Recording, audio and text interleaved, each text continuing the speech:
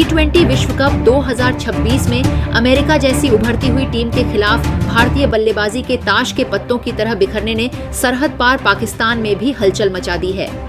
भारत का स्कोर एक समय 77 रन पर 6 विकेट था, जिसे देखकर पाकिस्तानी दिग्गजों के बीच दो अलग अलग धड़े बन गए हैं। एक तरफ जहां कुछ पूर्व क्रिकेटर भारत की अकड़ टूटने की बात कर रहे हैं, वहीं कुछ अनुभवी खिलाड़ी इसे केवल एक खराब दिन मानकर टीम इंडिया का बचाव कर रहे हैं। सबसे तीखा हमला रमीज राजा की ओर से आया है। रमीज ने तंज कसते हुए कहा कि भारतीय क्रिकेट का जो गुब्बारा पिछले कुछ समय से हवा में तैर रहा था, उसे अमेरिका के गेंदबाजों ने एक ही झटके में फोड़ दिया है। उन्होंने कहा कि जब आप खुद को क्रिकेट का पावर हाउस समझने लगते हैं और अपनी बेंच स्ट्रेंथ का इतना गुणगान करते हैं, तो कुदरत आपको आपकी औकात याद दिलाती है। रमीज के अनुसार जिस पिच पर भारतीय बल्लेबाज संघर्ष कर रहे थे, वहां अमेरिका के गेंदबाजों ने दिखा दिया कि क्रिकेट नाम और रसूख से नहीं बल्कि अनुशासन से खेला जाता है।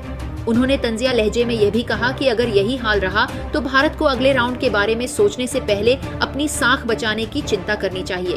वहीं दूसरी ओर पाकिस्तान के पूर्व कप्तान इंजमाम उल हक ने भी भारतीय बल्लेबाजी तकनीक पर सवाल उठाए।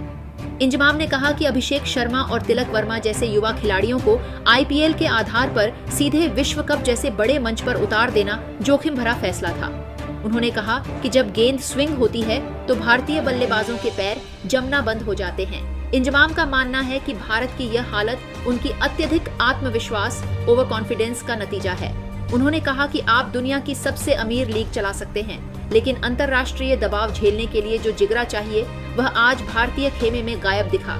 तमाम आलोचनाओं के बीच स्विंग के सुल्तान वसीम अकरम ने थोड़ा संतुलित और सहानुभूतिपूर्ण रुख अपनाया है।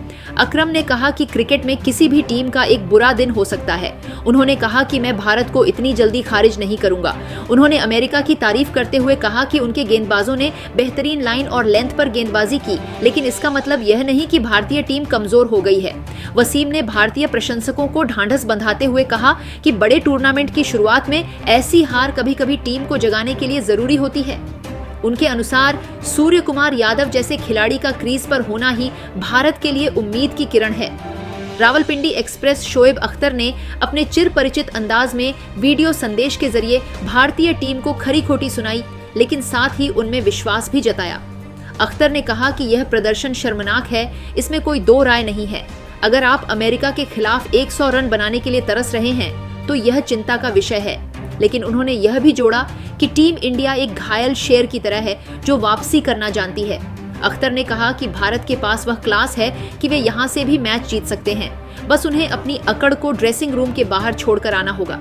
शाहिद अफरीदी ने इस पूरे मामले पर चुटकी लेते हुए कहा कि भारत को अब यह समझ आ गया होगा कि सिर्फ कागज पर मजबूत होने से मैच नहीं जीते जाते। अफरीदी ने कहा कि भारतीय टीम बुमराह के बिना बिखरी हुई नजर आती है, जो उनकी सबसे बड़ी कमजोरी है। हालांकि अफरीदी ने यह भी माना कि भारत के पास गहराई है और रोहित शर्मा जैसे अनुभवी नेतृत्व के साथ टीम वापसी कर सकती है।